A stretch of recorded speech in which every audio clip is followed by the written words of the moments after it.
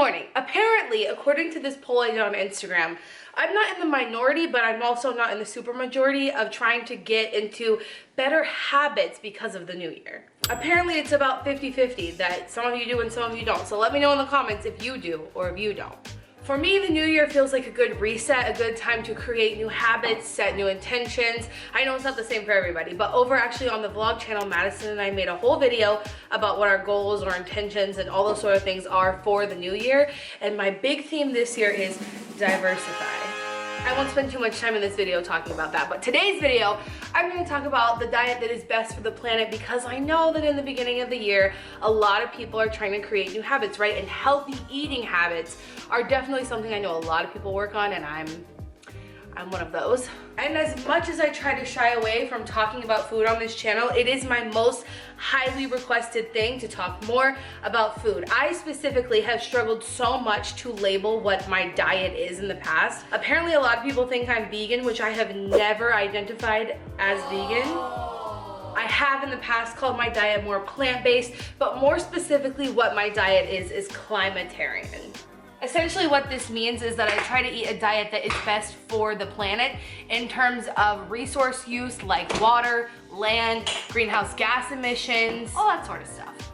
I recently started trying to make my own yogurt with a bunch of different types of plant milks. The one I'm using right now is from cashew and it's pretty good.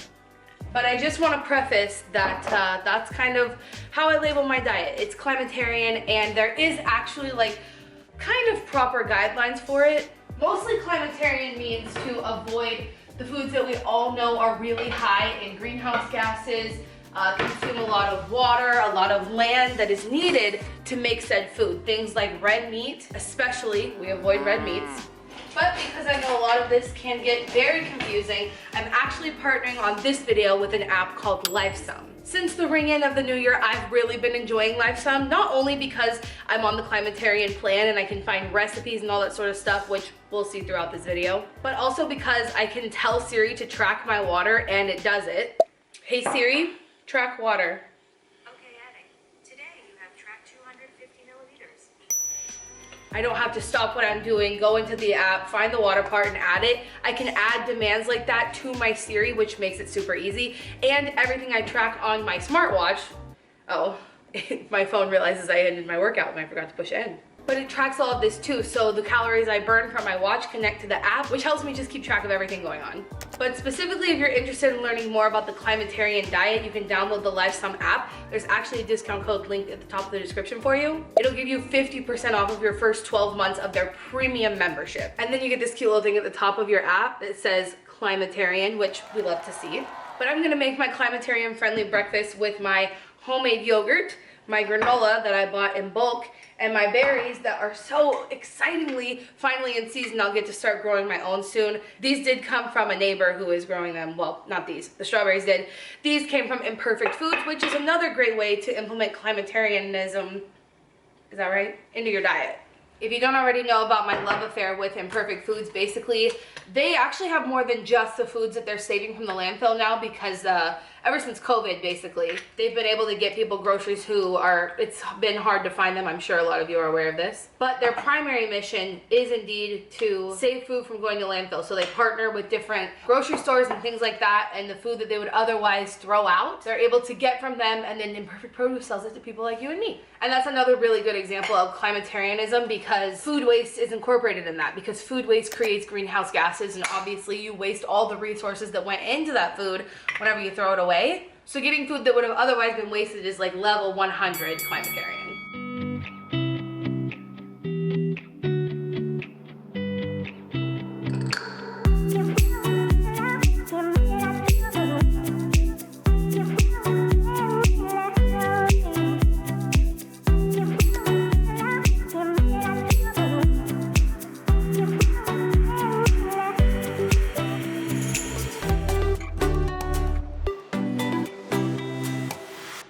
It's me, the girl who lives in the wrong climate, clearly. Okay, I'm just very excited. It's, hey Google, what's the temperature outside? The temperature in San Antonio Aww. is 69 degrees. Well, it still feels pretty cold in here. It was 37 when I started my walk this morning, and I saw that it was gonna get up to 70 by noon, which is crazy, but we're still going with the beanie and the sweatshirt, okay? Let me have my moment. Anyway, for our climatarian themed lunch today, I mean, everything I eat is like climatarian, but I'm actually gonna be using one of Lifesome's recipes on the app. So this is like a modification of their spicy tofu recipe because I'm really basic. This is tofu. It's one of the most hated on proteins in the world, but honestly, it's incredible. You can make it taste like absolutely anything you want. For me, this was sriracha, and I call it a day. If you're wondering where you can get tofu package free, I would say check your local Asian market. That's where we can get ours. I put them in a stasher bag, keep it in the fridge. We go through this in like a week, sometimes less if we make tofu scrambles. And if you know anything about me and food, it's that texture and we don't get along. If you ask people in my life, like Madison, she'd probably tell you I'm a picky eater, but it's really just a texture thing. So the way that like leftovers and like reheating food changes the texture, I just can't really do it. I can do it with rice sometimes, but then the other day I made fresh rice instead of having it left over for lunch. And now I'm just in a place where I really like value being able to make rice for my lunch. So that's what we're gonna do. Also, don't come for me because I know that this is a wet measuring cup. I'm pretty sure someone told me this before, but my sister very recently moved out, took all of her cooking stuff, which is when I realized I don't have any of my own measuring cups or spoons or anything, so it's on my thrift list. Haven't found all the things I need just yet. But I feel like there's a lot of talk out there about why like non-animal proteins are more sustainable. We know they take a lot more water, a lot more land, they emit a lot more greenhouse gases, all that kind of stuff. But I feel like there's not enough talk about how important it is to also eat local foods and foods that are in season because those also have a much lower carbon footprint. And that's for a couple different reasons. Number one, obviously transportation. If you're not transporting things from all around the world, a lot less greenhouse gases emitted to transport your food. But in addition, eating things that are actually in season means that that climate didn't have to be replicated to grow said food. So if you notice, like the same foods are in the grocery store year round. They may not be as good because when they're in season, they grow better and they taste better, but they're kind of there year round, which is not natural. And in order to make that happen, you either have to ship things in from somewhere else or you have to replicate the environment that that thing wants to grow in, which obviously takes, you guessed it, energy, hence greenhouse gas emissions. Hence why you would eat things that are in season as a climatarian. And my favorite vegetable just happens to be in season, hence Brussels sprouts with the tofu and the rice for lunch.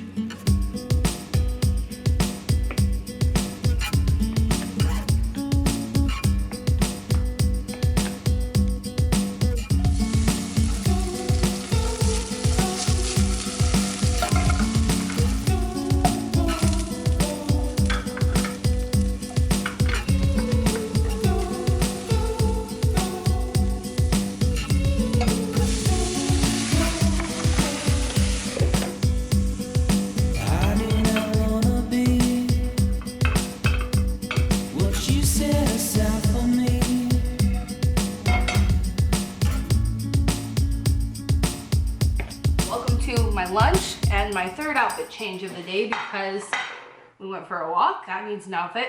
I got dressed thinking it was kind of cool outside because when I was on my walk, it was. And then as I was cooking, it got hot in here. And since we are climatarians, we don't want to turn on the AC just because it's like a little above 70, right? Honestly, I already know I love this. This is one of my favorite food combinations ever. When I can't think of something that's like healthy that I'm gonna feel really satiated after, this is always the answer. And it's kind of a play also on Lifesome's climatarian recipe from the spicy tofu, like I said. So afterwards, plugging this into the app to track it will be super simple. I don't think I really have much else to say. Yeah, that's it. Try this.